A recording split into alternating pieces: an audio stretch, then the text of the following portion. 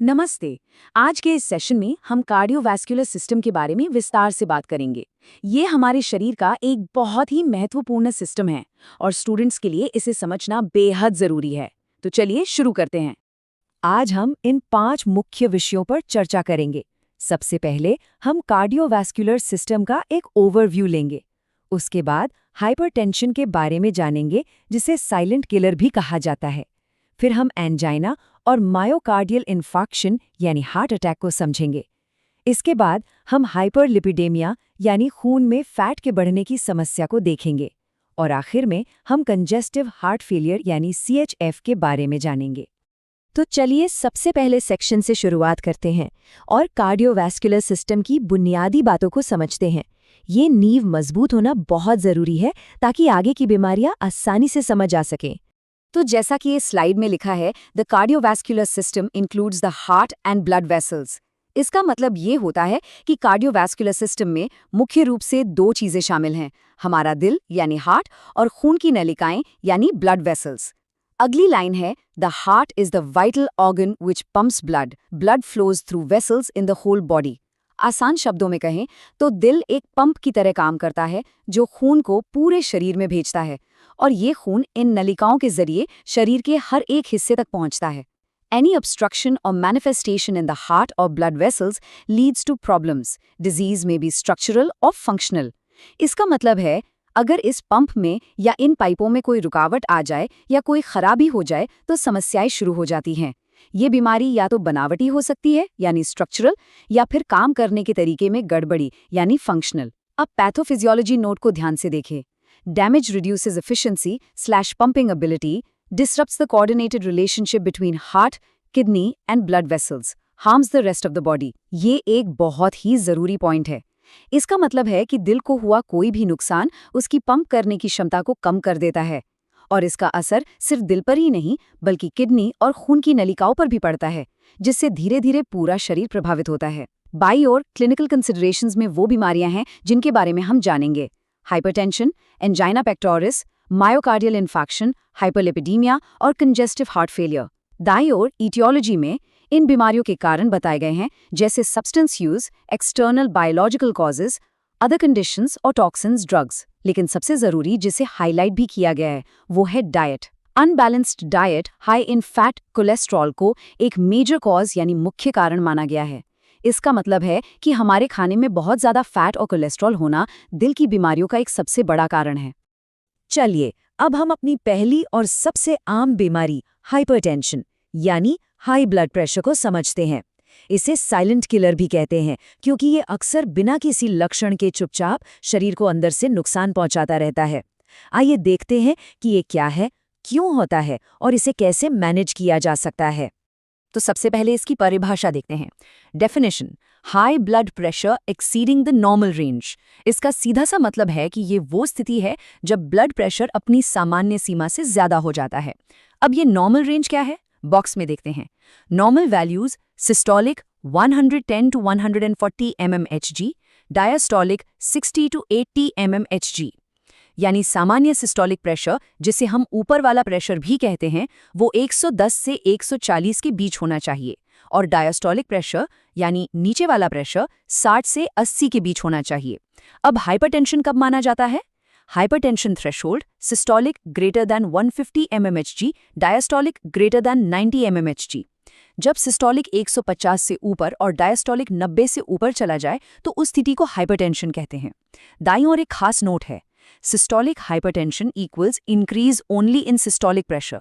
इसका मतलब है कि कभी-कभी सिर्फ ऊपर वाला यानी सिस्टोलिक प्रेशर ही बढ़ता है और उसे सिस्टोलिक हाइपरटेंशन कहा जाता है।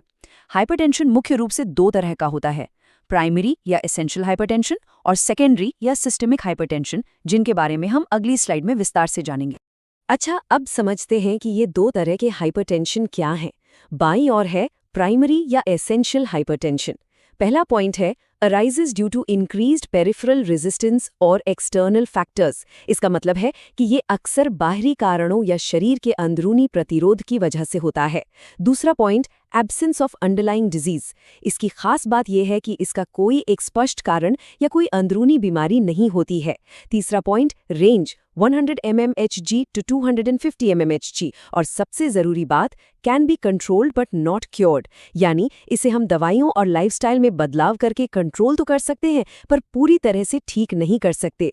और अगर इसका इलाज न किया जाए तो इसके लॉन्ग टर्म अनट्रीटेड इफेक्ट्स बहुत गंभीर हो सकते हैं, जैसे vascular damage, small vessel damage, cerebral haemorrhage यानी ब्रेन हैमरेज, रेटिनल हेमरेज यानी आंखों में ब्लीडिंग, और रीनल फेलियर यानी किडनी फेलियर।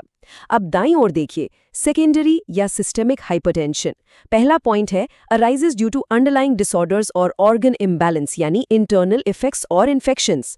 जैसा कि नाम से ही पता चल रहा है, ये किसी दूसरी बीमारी की वजह से होता है, जैसे कि किडनी की कोई समस्या या हार्मोन्स का असंतुलन। और अच्छी बात यह है, treatment cured by treating the responsible disease. अगर हम उस मूल बीमारी का इलाज कर दे तो ये हाइपरटेंशन भी ठीक हो सकता है। इसके उदाहरण है कार्डियोवैस्कुलर, रीनल और एंडोक्राइन से जुड़ी बीमारियां। हाई ब्लड प्रेशर शरीर पर क्या असर डालता है?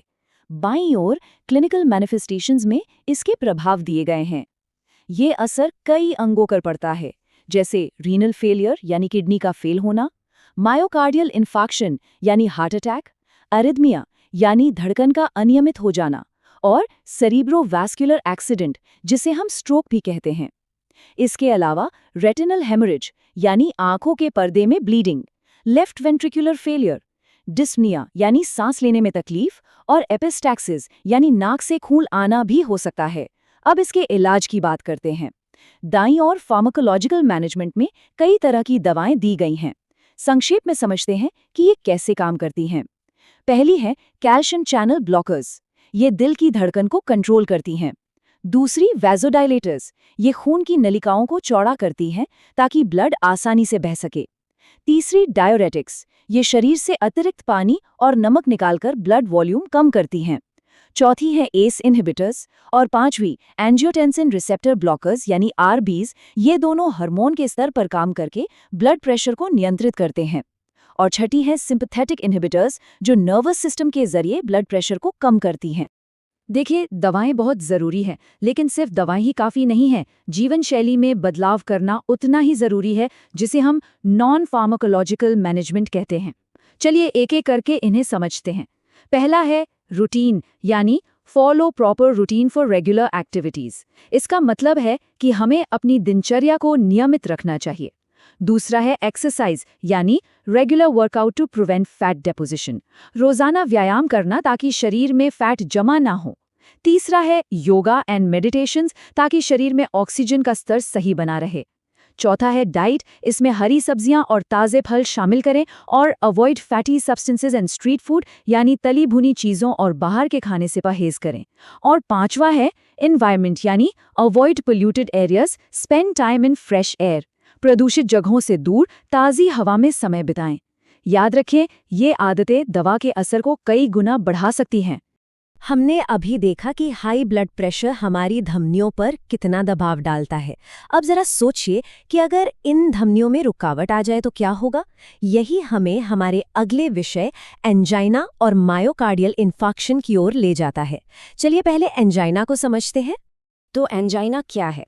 इसकी परिभाषा है chest pain / discomfort due to obstruction in coronary artery, deposition, blockage, ischaemia in heart muscles. सीधे शब्दों में कहें तो ये सीने में होने वाला वो दर्द या बेचैनी है जो तब होता है जब दिल की धमनियों में रुकावट की वजह से दिल की मांसपेशियों को पर्याप्त खून नहीं मिल पाता।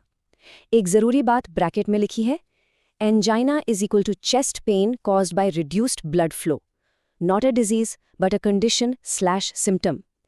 यानी एंजाइना खुद में कोई बीमारी नहीं है, बल्कि ये एक लक्षण है जो हमें बताता है कि दिल तक खून का बहाव कम हो गया है। इसका मैकेनिज्म समझिए। फ्लो चार्ट में दिखाया गया है कि एथेरोस्क्लेरोसिस नैरोज वेसल्स, यानी फैट जमने की वजह से खून की नसें संकरी हो जाती हैं। Rest arteries allow enough blood. जब हम आराम कर रहे होते हैं तब तो किसी तरह काम चल जाता है, लेकिन stress / exercise heart needs more blood. जैसे ही हम कोई मेहनत का काम करते हैं, दिल को ज़्यादा खून की ज़रूरत पड़ती है, पर संकरी नसों की वजह से आर्टरीज कैन नॉट सप्लाई, वो खून पहुंच नहीं पाता और इसी वजह से पेन यानी एंजाइना होता है। इसकी 3 मुख्य प्रकार हैं। पहला, स्टेबल एंजाइना, जो अक्सर मेहनत करने पर होता है। दूसरा, अनस्टेबल एंजाइना, जिसमें फैट के साथ साथ खून का थक्का भी बन जाता है और ये ज़्यादा खतरनाक होता है। और तीसरा, वेरिएंट एंजाइना, जो नसों में ऐंठन के कारण होता है और ये काफ़ी दुर्लभ है। अब हम आते हैं मायोकार्डियल इन्फार्क्शन पर, जिसे हम आम भाषा में हार्ट अटैक कहते हैं। इसकी परिभाषा है डेफिनेशन: हार्ट अटैक और myocardial necrosis, critical condition due to tissue death from lack of blood supply blockage. ये एक बहुत ही गंभीर स्थिति है। इसमें दिल की नसों में ब्लॉकेज इतनी बढ़ जाती है कि खून की सप्लाई लगभग रुक जाती है, जिससे दिल के टिश्यू या मांसपेशियां मरने लगती हैं। इस टेबल में हार्ट अटैक के अलग-अलग प्रकार बताए गए हैं। टाइप 1 स्पॉन्टेनियस एमआई, ये सबसे आम है, जो धमनी के फटने या उसमें प्लैक के टूटने से होता है। टाइप 2 इस्कीमिक इम्बैलेंस, ये तब होता है जब दिल की ऑक्सीजन की मांग और सप्लाई में असंतुलन हो जाता है। टाइप 3 स्टार्टिंग मायोकार्डियल नेक्रोसिस, ये अचानक हुई कार्डियक डेथ से जुड़ा है। Type 4 thrombotic occlusion of a coronary stent, ये स्टेंट लगाने जैसे प्रोसीजर के बाद हो सकता है। और type 5 associated with cardiac surgery CABG, ये हार्ट की बाईपास सर्जरी से जुड़ा हो सकता है। एंजाइना और हार्ट अटैक के लक्षण यानी क्लिनिकल मैनिफेस्टेशंस काफ़ी मिलते जुलते हैं। इनमें सबसे आम है चेस्ट पेन यानी सीने में दर्द, डिस्पनिया यानी सांस लेने में तकलीफ, फटीग यानी बहुत ज़्यादा थकान, इंक्रीज स्वेटिंग यानी बहुत पसीना आना, वीकनेस यानी कमज़ोरी, नॉजिया यानी जी मिचलाना, एंजाइटी और पैल्पिटेशन यानी घबराहट और दिल की धड़कन महसूस होना।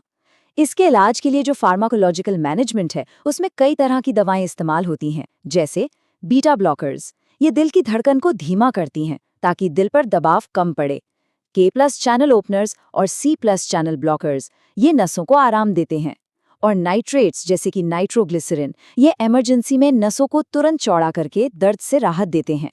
इनके अलावा कुछ अदर ड्रग्स भी हैं जो डॉक्टर की सलाह पर दी जाती हैं। एक बार फिर दवाओं के साथ साथ जीवन शैली का प्रबंधन बहुत जरूरी है। यहाँ भी वही 5 बातें हैं। रूटीन यानी नियमित दिनचर्या, एक्सरसाइज यानी फैट जमा होने से रोकने के लिए व्यायाम, योगा या मेडिटेशन से श्वसन गैस के स्तर को बनाए रखना, डाइट में हरी सब्जियां और जूस शामिल करना और फैट वाली चीज़ों से बचना, और एनवायरनमेंट यानी ताज़ी हवा में रहना। स्टूडेंट्स के लिए दाईं ओर एक बहुत उपयोगी निमोनिक दिया गया है, REDYE। इससे इन 5 पॉइंट्स को आसानी से याद रखा जा सकता है। R से रूटीन, E से एक्सरसाइज, D से डाइट, Y से योगा और E से एनवायरनमेंट। हमने बार बार धमनियों में रुकावट और ब्लॉकेज की बात की है, पर यह ब्लॉकेज आखिर होती किस चीज से है? इसका एक मुख्य कारण है हाइपरलिपिडीमिया, यानी खून में फैट या लिपिड्स का बहुत ज्यादा बढ़ जाना। आइए अब इसे समझते हैं। तो हाइपरलिपिडेमिया की परिभाषा है, definition: increase in lipids fats, cholesterol, triglycerides above optimum levels. इसका मतलब है कि खून में कोलेस्ट्रॉल और ट्राइग्लिसराइड्स जैसे फैट का स्तर सामान्य से ज़्यादा हो गया है। इससे क्या होता है? accumulates in vessels, increases viscosity, blockage। ये फैट धीरे धीरे नसों में जमा होने लगता है, जिससे खून गाढ़ा हो जाता है और ब्लॉकेज का खतरा बढ़ जाता है। एक ज़रूरी बात, cholesterol is an essential cell component but dangerous in excess. यानी कोलेस्ट्रॉल हमारे शरीर के लिए ज़रूरी तो है, लेकिन अगर इसकी मात्रा ज़्यादा हो जाए तो ये खतरनाक बन जाता है। इसका एक कारण प्राइमरी, फैमिलियल यानी जेनेटिक हो सकता है, जो हमें आनुवांशिक रूप से परिवार से मिलता है। नीचे दी गई टेबल में इसके अलग अलग प्रकार दिखाए गए हैं। ये इस बात पर निर्भर करते हैं कि खून में किस तरह का फैट बढ़ा हुआ है, जैसे टाइप 1 में काइलोमाइक्रॉन्स, टाइप 2A में LDL, जिसे खराब कोलेस्ट्रॉल भी कहते हैं, और टाइप 4 में VLDL। जेनेटिक्स के अलावा हाइपरलिपिडेमिया कुछ दूसरी बीमारियों की वजह से भी हो सकता है, जिन्हें हम सेकेंडरी या अक्वायर्ड कॉजेस कहते हैं। जैसे हाइपरकोलेस्ट्रोलेमिया के कारण हो सकते हैं हाइपोथायरॉयडिज्म या कुछ दवाएं, और हाइपर ट्राइग्लिसरिडेमिया के कारण हो सकते हैं डायबिटीज़, बहुत ज़्यादा शराब का सेवन या किडनी फेलियर। इसके शुरुआती लक्षण अक्सर पाचन से जुड़े होते हैं, जैसे लेस बाइल प्रोडक्शन या लिवर डिस्फंक्शन, क्योंकि शरीर फैट को ठीक से पचा नहीं पाता। अगर इसे नज़रअंदाज किया जाए तो ये गंभीर रूप ले सकता है। इसके जनरल क्लिनिकल मैनिफेस्टेशंस में भूख ना लगना, पेट दर्द या उल्टी हो सकती है। लेकिन सीवियर मैनिफेस्टेशंस में हार्ट अटैक, स्ट्रोक और एथेरोस्क्लेरोसिस जैसी जानलेवा बीमारियां शामिल हैं। हाइपरलिपिडीमिया को मैनेज करने के लिए दो तरफा तरीका अपनाया जाता है। एक तरफ है फार्माकोलॉजिकल मैनेजमेंट यानी दवाएं। इसमें सबसे आम है HMG कोई रिडक्शन इनहिबिटर्स, जिन्हें स्टैटिन्स भी कहते हैं। ये शरीर में कोलेस्ट्रॉल के उत्पादन को कम करती हैं। इनके अलावा bile acid sequestrants, fibric acid derivatives और निकोटिनिक एसिड भी दी जाती हैं। वहीं दूसरी तरफ, और शायद ज़्यादा ज़रूरी, नॉन फार्माकोलॉजिकल मैनेजमेंट है। इसमें वही जीवन शैली में बदलाव शामिल हैं। सही रूटीन, रोज़ एक्सरसाइज, योगा और मेडिटेशन, एक हेल्दी डाइट चार्ट फॉलो करना और फ्रेश एयर एनवायरनमेंट इस समस्या को कंट्रोल करने के लिए ये बेहद ज़रूरी हैं। अब हम अपने अंतिम विषय पर आते हैं, कंजेस्टिव हार्ट फेलियर CHF। ये एक गंभीर स्थिति है जिसमें दिल की शरीर को खून पंप करने की क्षमता कमज़ोर हो जाती है। हमारा आखिरी विषय है कंजेस्टिव हार्ट फेलियर CHF। इसकी परिभाषा है definition, abnormal condition involving impaired cardiac pumping. इसका मतलब ये नहीं है कि दिल ने काम करना बंद कर दिया है, बल्कि ये कि दिल की पंप करने की शक्ति कमज़ोर हो गई है। अगली लाइन है heart fails to pump sufficient blood, less nutrients, oxygen, myocardial destruction. यानी दिल शरीर की ज़रूरतों को पूरा करने के लिए पर्याप्त खून पंप नहीं कर पा रहा है, जिससे शरीर को कम ऑक्सीजन और पोषक तत्व मिलते हैं। इसे हम दो तरह से देख सकते हैं। एक है लेफ्ट साइडेड और right sided heart failure. Left sided सबसे आम है। इसमें फेफड़ में पानी भर जाता है, जिससे सांस लेने में तकलीफ होती है। राइट साइडेड में पैरों और पेट में सूजन आ जाती है। दूसरा तरीका है सिस्टोलिक और डायस्टोलिक। सिस्टोलिक हार्ट फेलियर एक पंपिंग प्रॉब्लम है, यानी left ventricle can't contract vigorously, दिल ठीक से सिकुड़ नहीं पाता। वहीं डायस्टोलिक हार्ट फेलियर एक फिलिंग प्रॉब्लम है, यानी लेफ्ट वेंट्रिकल कांट रिलैक्स और फिल फुली। इसमें दिल ठीक से फैलकर खून से भर नहीं पाता। हार्ट फेलियर के कई कारण हो सकते हैं। सबसे बड़ा कारण है कोरोनरी आर्टरी डिजीज यानी धमनियों में ब्लॉकेज, जिसे मेजर कॉज भी कहा गया है।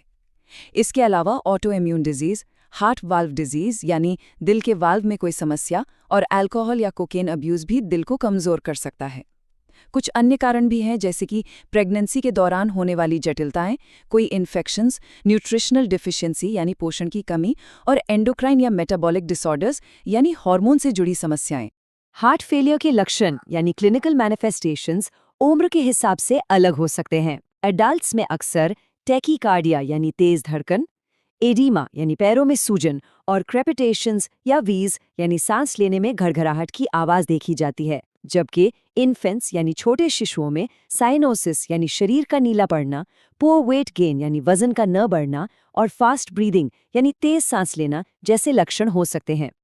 इसके फार्माकोलॉजिकल मैनेजमेंट में अक्सर वही दवाएं इस्तेमाल होती हैं जो हमने हाइपरटेंशन में देखी थीं, जैसे कि कैल्शियम चैनल ब्लॉकर्स, वेज़ोडाइलेटर्स और डायूरेटिक्स, जो शरीर से अतिरिक्त तरल पदार्थ निकालने के लिए ज़रूरी हैं। और यहाँ भी, जैसा कि हमने पूरे चैप्टर में देखा है, एक स्वस्थ जीवन शैली, routine, exercise, yoga, diet and environment इलाज का एक बहुत ही महत्वपूर्ण हिस्सा है।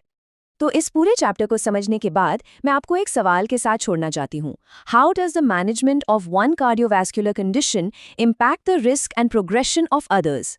यानी दिल से जुड़ी एक बीमारी का इलाज दूसरी बीमारियों के जोखिम और उनके बढ़ने की प्रक्रिया को कैसे प्रभावित करता है। जरा सोचिए कि कैसे हाई ब्लड प्रेशर, कोलेस्ट्रॉल और हार्ट फेलियर, ये सभी बीमारियां एक दूसरे से कितनी गहराई से जुड़ी हुई हैं। यह हमें याद दिलाता है कि दिल की सेहत का ध्यान रखने के लिए एक समग्र दृष्टिकोण अपनाना कितना जरूरी है।